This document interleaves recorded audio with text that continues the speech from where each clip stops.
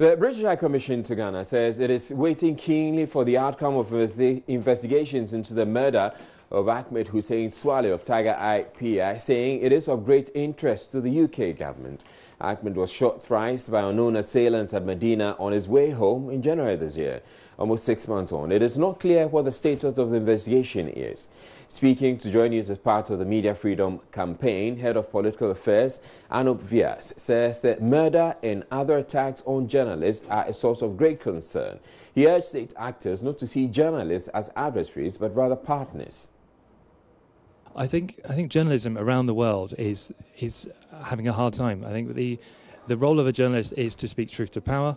They are there to uncover what is in the public interest. Now, what they uncover may not be what those that hold the keys to power potentially like, but nonetheless, it's important that they deliver the message and actually inform the public, because there is a right to know about what's going on in the state of the world around them. And journalists are often the first to find out what's happening, and part of the checks and balances on the state, and it's a facet of a modern democracy.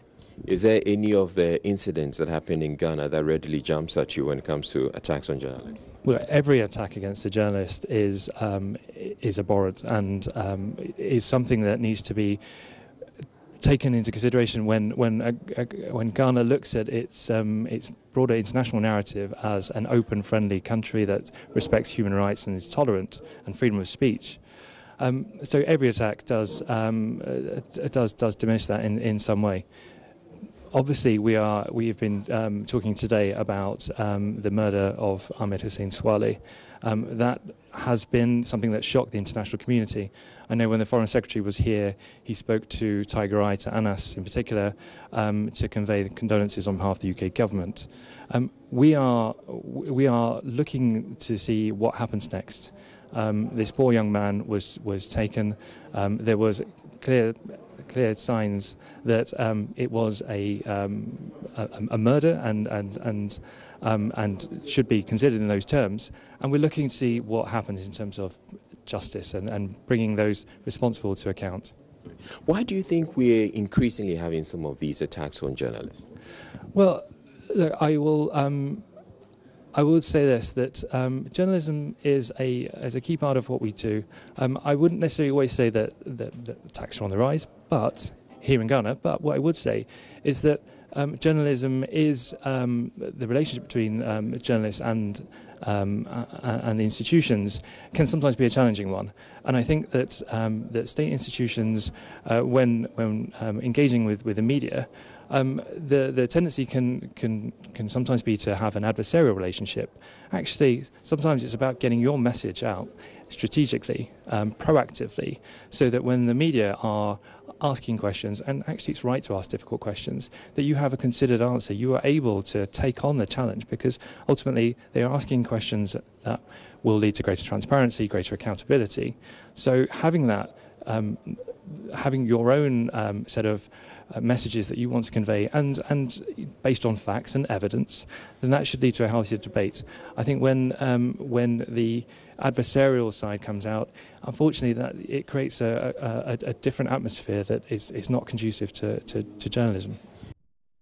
In a related development, the country director of the United Nations Education, Science and Culture Organization, UNESCO, Abdurrahman Diallo, is blaming the emergence of multiple media channels for the upsurge in attacks on the media.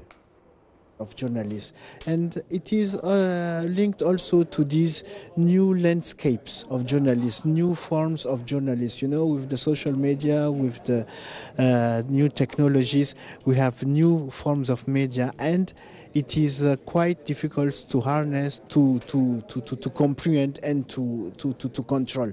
Are you saying that is the reason why we're having the attacks? It is one of the reasons.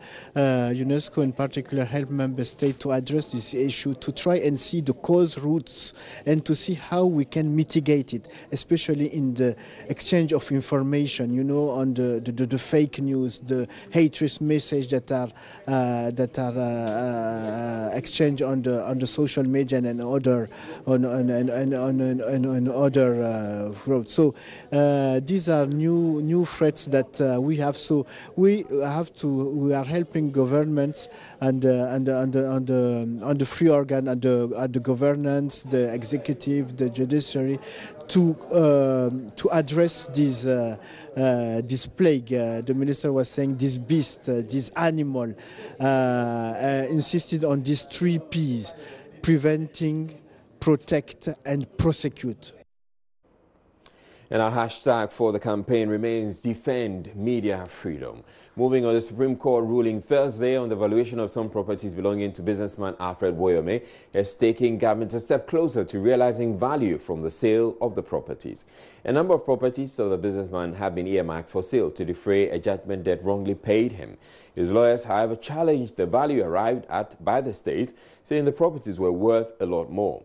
The Supreme Court, in a unanimous decision, eventually settled on 11.7 million cedis as the value of 2 of the properties, paving the way for their auction, with the Lands Valuation Board expected to determine the value of a 3rd property by August 30. There's more in this report.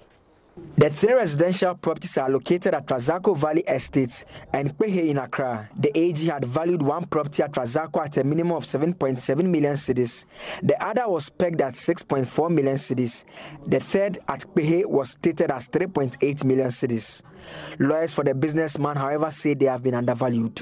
They also allege that the AG had wrongfully added another property not belonging to the businessman. Deputy Attorney General Godfred Yeboah-Adame asked that the court adopts the values provided by the businessman. He insisted the properties had been accurately identified as belonging to Mr. Woyome. Presiding Judge Justice Sule Gbadegbe granted the AG's request, adopting the value of 11.7 million cedis for the 2 houses. He directed that the 3rd be valued once again by the Lands Valuation Board because the businessman did not submit figures for it. The case has been adjourned to October 16, 2019. Staff of the Ghana Revenue Authority are accusing management of the organization and some politicians of interference in their work, leading to significant losses of potential revenue to the state. They stopped short of mentioning names, but said the extent of interference is such that it will make it difficult to meet its revenue target for this year. At Edeba in Accra, the workers raised concern about this and others, they say, are hampering the operations of GRA. They cite, for instance, the irregular recruitment of personnel into the service whose competence is usually in doubt. Latif Idris was at the Edeba in our reports. I bet you, anybody who mistakenly step on my foot, I swear, where go. Thank you.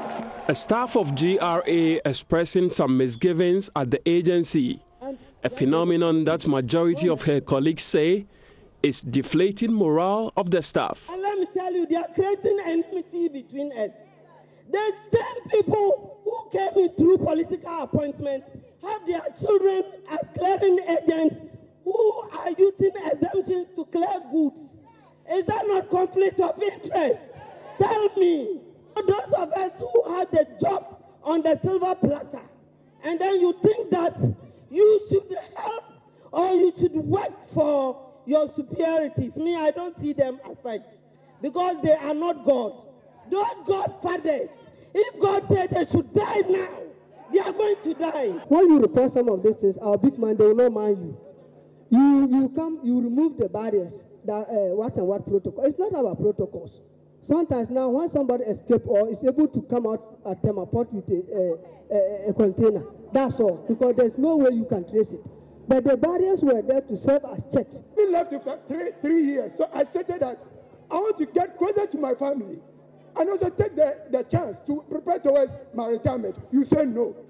Addressing Edeba, Secretary of the National Union of GRA Workers, Ken Twineboa-Kodua, sent notice to the political class to put a stop to the practice of ordering custom officers and Ghana Revenue Authority staff to discharge and release impounded contraband goods whenever officers go on the field to generate revenue for the state. The policy is not effective. The benchmark that has come has made it even worse.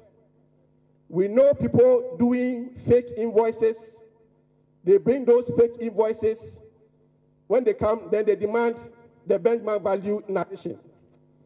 Now, when you are not lucky and you want to behave like a proper custom man, somebody at the port wants to show you where power lies.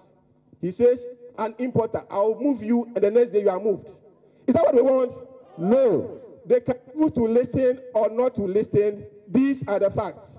Speaking to Joy News at the Deba, Mr. Twinebua Kodua says because the practice is affecting revenue generation, the union from September 2019 will kickstart a campaign dubbed Collect, Name and Shame, targeted at the influential people who, according to him, make their work very difficult. We want to turn our negative target for the first half into positive. We are stepping down as union leaders. We are going down on the road to the port, to the offices. We are going to not only name our officers who connive and condone in their work, but also the excess political interferences in our work. Importers could be businessmen or they are businessmen. They want more profits and they'll do everything to get their profit. We on our part operation Collect, Name and Shame means that we shall stop containers whether protocol or not. We shall inspect whether the container contains the right documents and has paid the right duties. Just as officers who are also conniving with such importers will be named and shamed, we shall also name those people who are also influencing such officers to do those things. Government, as part of the ECOWAS protocol, removed a number of custom officers from the vantage points to allow unhindered movement of vehicles. The union is, however, calling on governments to bring those men back because their absence is adversely impacting on revenue generation. These officers were on the road to track goods in transit. Somebody collects his goods from Tabahabo, meant for Burkina Faso. The officers were on the road to guide and monitor these goods so that once they leave Tema, they end up in Burkina Faso. Now, people collect the goods from Tema, don't pay the duties. The goods are meant for Burkina Faso, and they end up in Ghana. If we have these officers on the road, they will track and monitor these goods and make sure that wherever they are supposed to go, they will get there. Goods meant for warehousings. Indeed, we need these officers back on the road. It could be ECOWAS policy. The lapses in that policy must be addressed. The union, after rejecting a 5% increment bonus announced by the leadership, gave the board a 1-week ultimatum to respond to their concerns. Else. Now joining us on the line is Salifu Canton. Mr. Canton is Executive Director of Development Alliance Ghana, member of the Tax Justice Coalition. Good evening to you. Now, how bad is this development of the GRA? And in fact, it appears it's deep-rooted at the country's foremost revenue-generating agency. Should we be worried? Well, Israel, let me say good evening to you and the good people of our blessed country, Ghana.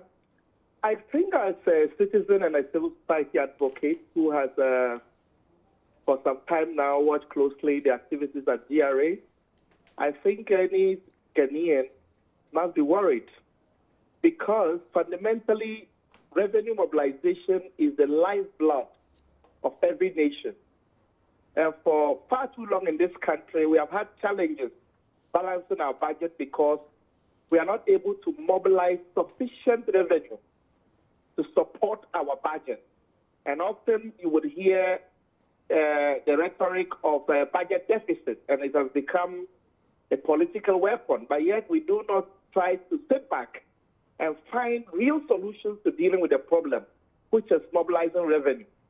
When I listened to the workers of GRA, in fact, they basically didn't say a new thing. They basically reminded us of a fundamental problem that undermines revenue mobilization in this country. And one of it, which they hinted, was the fact that as a country, we have not been able to insulate partisan politics from the revenue mobilization machinery.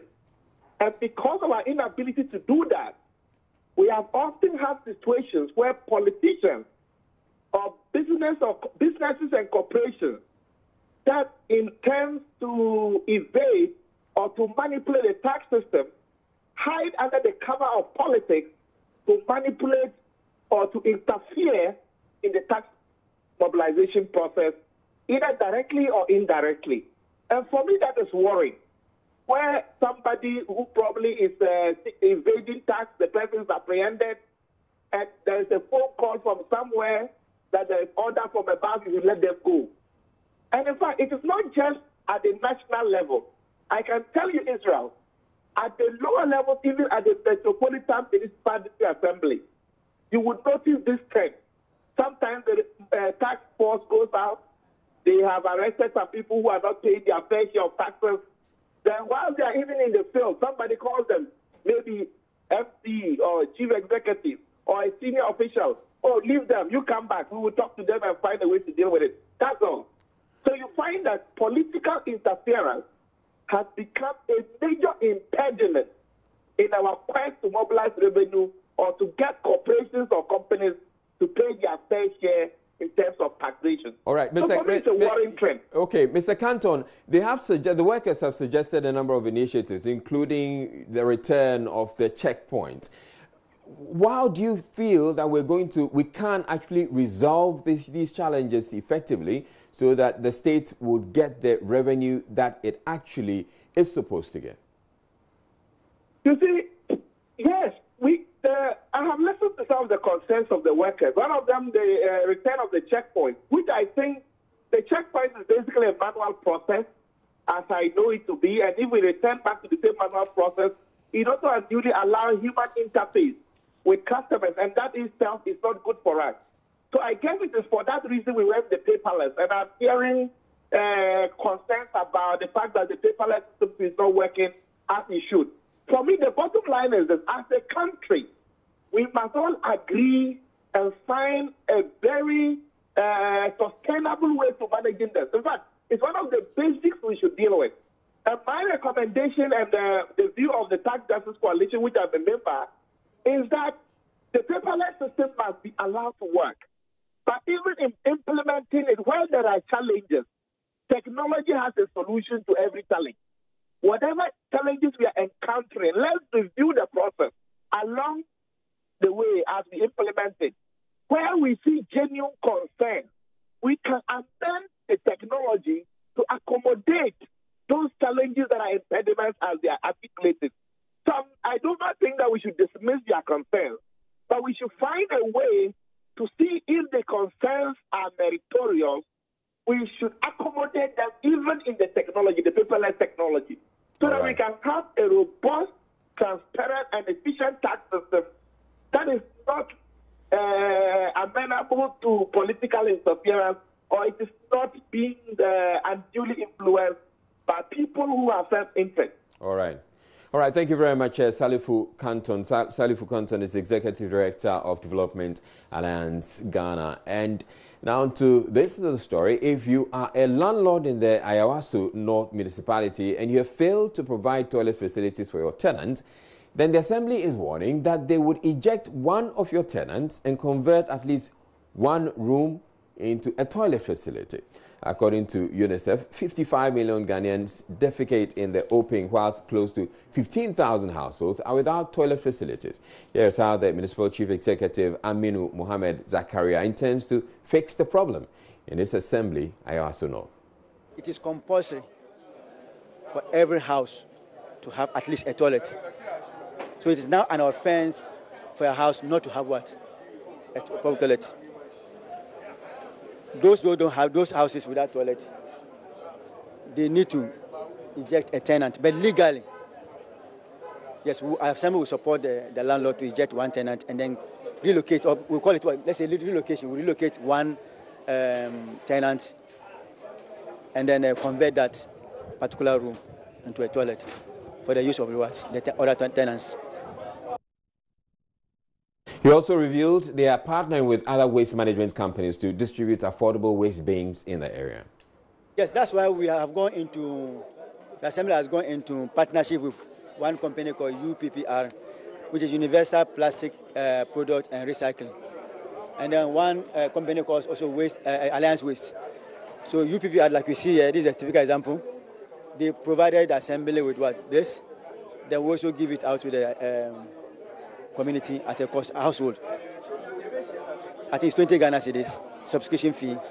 The end of the month you pay 20 Ghana cedis for evacuation of what? The refuse. You can see here. So we've issued a directive to Alliance Waste to come and establish its office here. That's what you can see there. That's sample. So they are coming here so that at least we will be in contact with them. They are responsible for the quiet switch, and they have agreed to bring their container here, 40-footer container here, to establish here an office here. So by so doing, they will be in touch with the community and us. You're watching Journeys Prime. We're taking a break.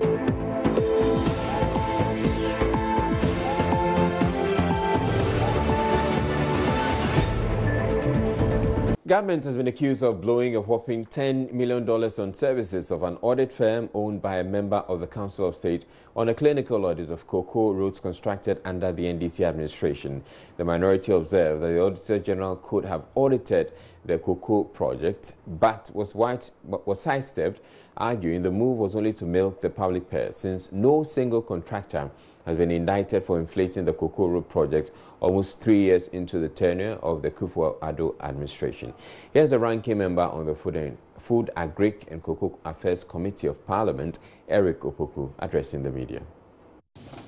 It is an indisputable fact that the Mahama NDC administration commenced hundreds of cocoa road projects across the country, completed some and left some at various stages of completion at the time of exiting office. These road projects were aimed at improving the road network in cocoa growing areas and providing access roads to aid in the cutting of cocoa beans. However, upon assuming office, the Akufo-Addo-led government halted 200 of these ongoing cocoa road projects under the guise of conducting a clinical audit. As we speak, after almost 3 years in government, not a single official of the erstwhile Mahama administration or a single contractor has been indicted for any inflated, fraudulent, or ghost cocoa road projects. Instead, what the Akufo-Addo government has succeeded in doing is to waste millions of the taxpayers' money on illegally procured audits not sanctioned by the Auditor General. We are aware that $10 million has been paid to one such illegally procured private audit firm owned by a member of Akufo-Addo's Council of State. What?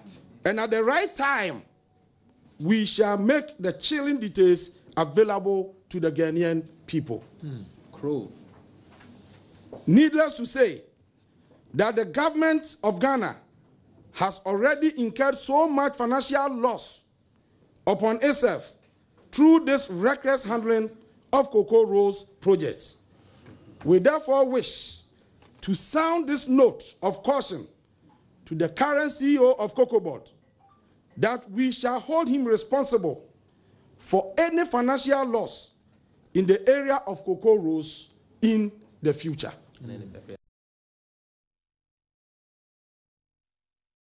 The minority also outlined interventions introduced by the Mahama administration to improve cocoa production, arguing that the NDC's record in the sector is unbeatable. As we have amply demonstrated to you, as far as the cocoa sector of Ghana is concerned, President Nana Addo Dankwa Akufo-Addo and his government have no credible record whatsoever to even merit any comparison with the legacy of President Mahama and the NDC.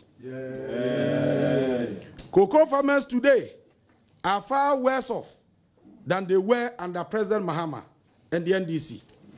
Cocoa output has declined steadily, whilst all major projects in the cocoa sector have taken a nosedive since President Akufo-Addo assumed office.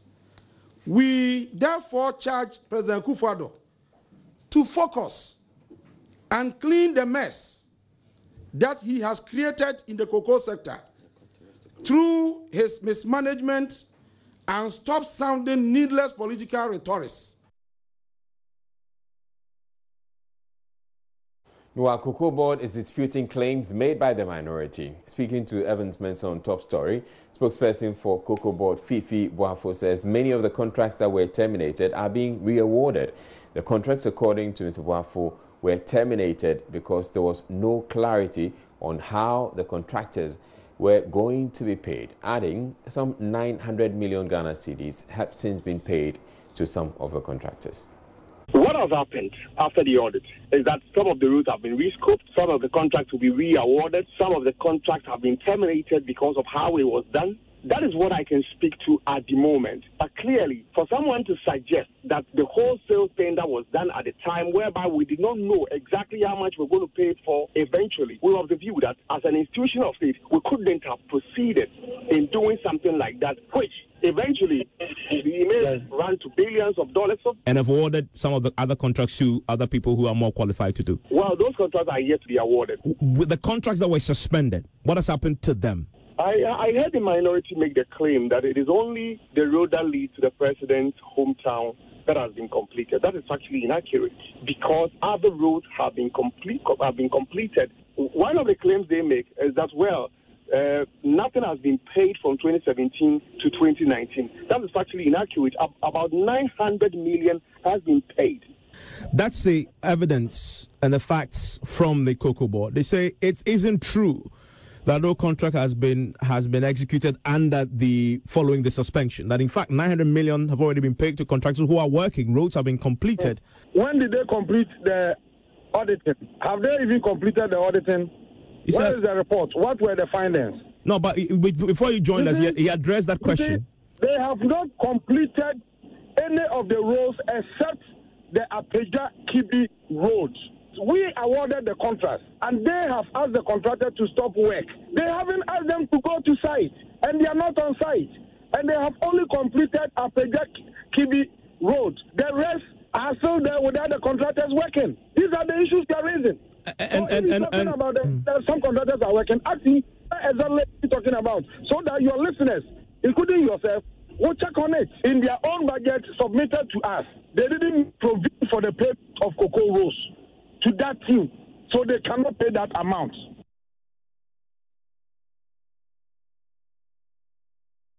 Due to financial challenges, a couple in Techiman in the Bono East region has abandoned treatment of its baby with obstructive hydrocephalus at the hospital and resorted to herbal medicine. The 11-month-old baby was diagnosed with the condition at the Holy Family Hospital in Techiman and was scheduled for surgery to correct the defect. Doctors at the Konfanochi Teaching Hospital warn any further delay could worsen the already complicated condition, which can be corrected by surgery. My colleague Ohim Interior of our health desk traveled to Eboso in Techiman to follow up on the little child whose life hangs in the balance and has come through with this report. The joy of a young couple to celebrate the birth of a child was short-lived when doctors detected abnormal head and growth at the baby's back a week later. It was the beginning of a difficult moment for the young parents who have since known no peace as neighbors stigmatized them over the child's condition. Because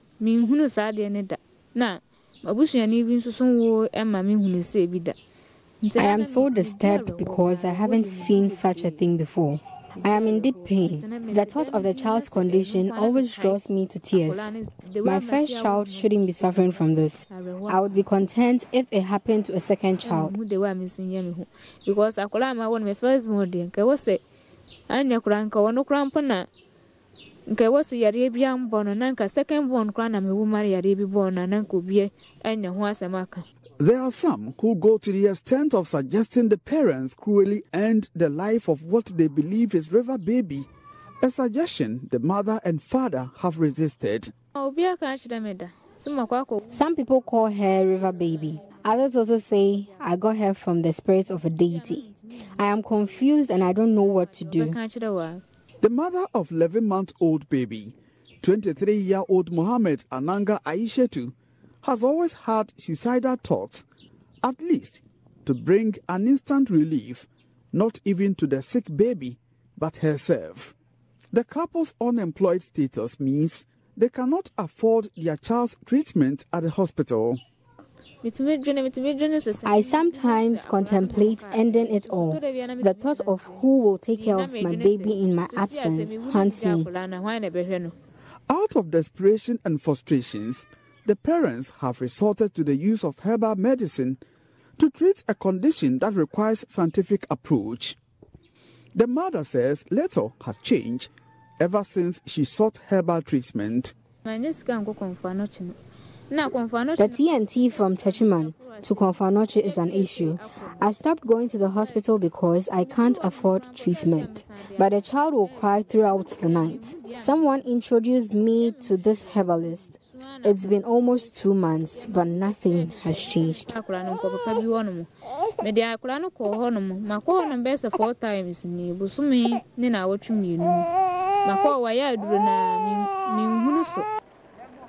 I met the herbalist Abubakar Idrisu, who has been treating little Rafiatu Idrisu. He disputes the mother's claim the baby has seen no improvement. Abubakar boasts to have cured the condition and several others. When they first brought the child, she had a deformity in the head. Thank God, that has improved significantly after applying the concoction. I believe she will get well with time. Konfanoche Teaching Hospital sees averagely 8 hydrocephalus cases each month. Doctors suspect the hydrocephalus may have developed as a result of folic acid deficiency in the first 3 months of pregnancy. If this situation is left as it is, it literally means that the child's brain will not grow, which has its own implications for the child's development. Doctors say herbal medicine has no role in the care for the child's brain and spinal condition. According to Dr. Bando, surgery is the only solution for the child's structural problem. If there's a structural problem that needs to be addressed, clearly herbal medicine will be able to do that. So in this child's instance, what the child needs is surgery. Because like I said before, this is a structural problem with the brain in the child's spine. So surgery is really way forward for this child. Herbal medicine really has no role in the care for this child. Until perhaps divine intervention comes, the fate of the baby will continue to hang in a balance.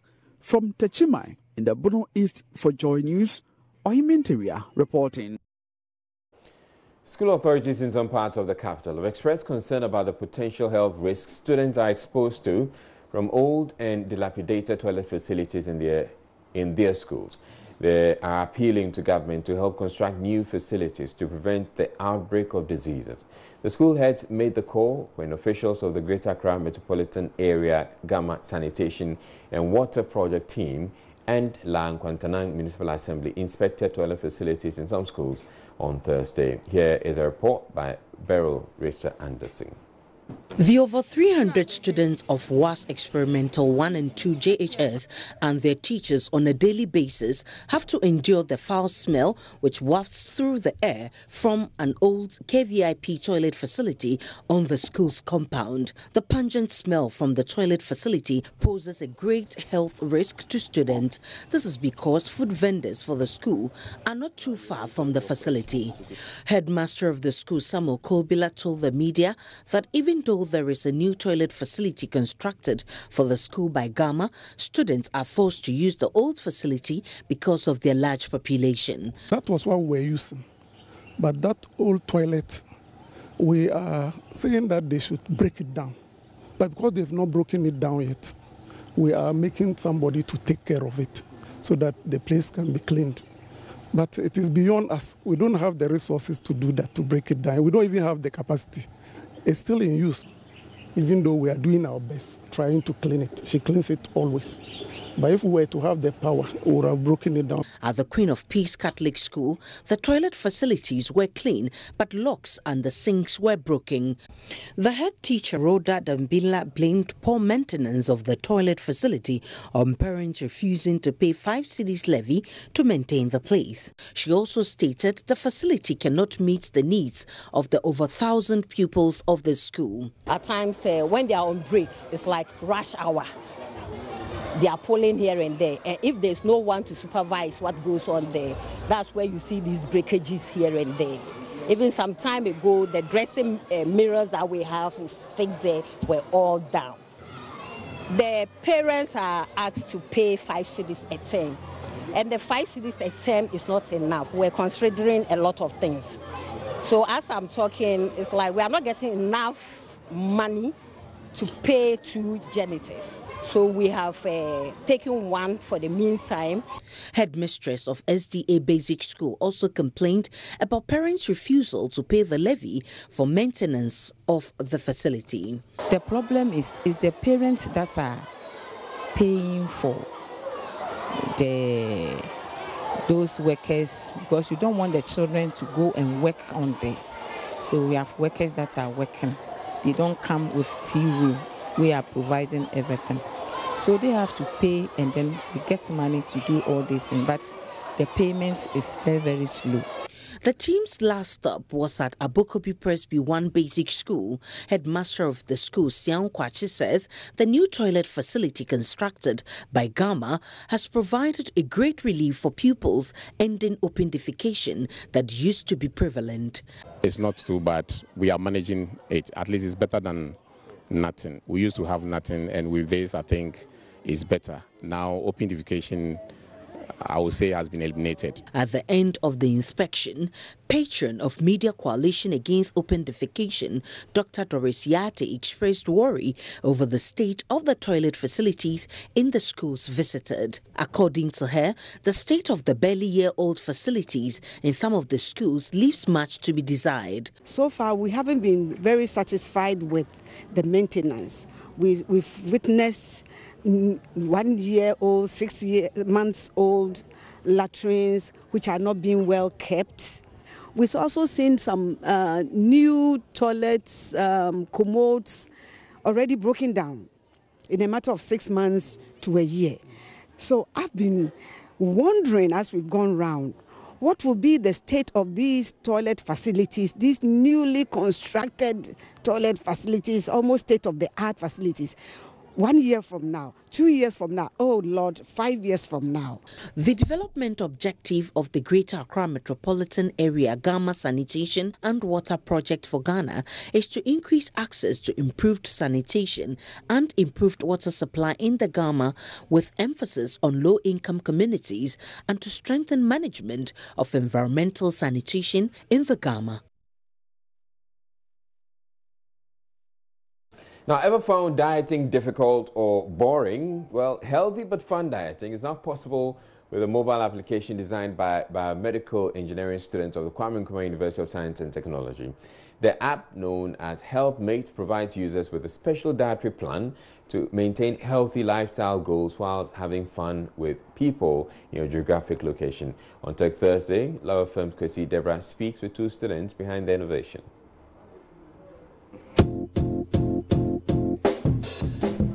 Banana is traditionally eaten with granite, but I can't help with yogurt. I call it yogopana. Unfortunately, I sometimes go overboard. According to a WHO report, unhealthy diet accounts for 1 in 5 deaths globally.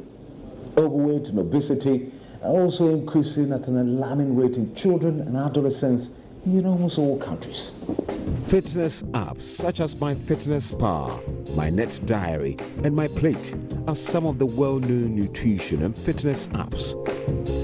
The apps help users to lose weight, count calories, and manage food intolerances, among others.